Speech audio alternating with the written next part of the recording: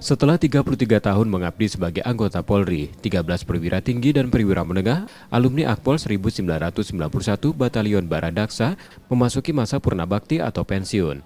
Pelepasan dilakukan dengan prosesi pedang pora. Sebelum dilepas, Ketua Angkatan Akpol 1991, Irjen Muhammad Iqbal, memberi tali asih pada rekan seangkatannya sebesar 91 juta rupiah.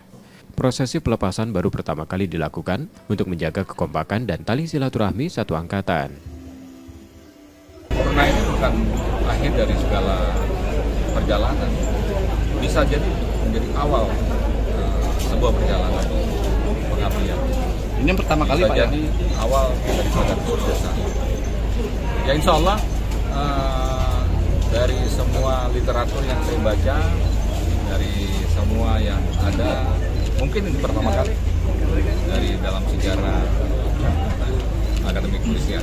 Teman-teman yang masih melaksanakan tugas 1 tahun maupun 4 tahun kemudian, dan kalau ada perubahan bisa sampai 7 tahun lagi, kami selaku senior umur ya, yang setelah ini manggil saya abang supaya teman-teman bisa menjaga diri untuk bisa melayani masyarakat lebih baik lagi, karena ancaman global yang tentunya akan bisa berpengaruh pada tugas-tugas kita.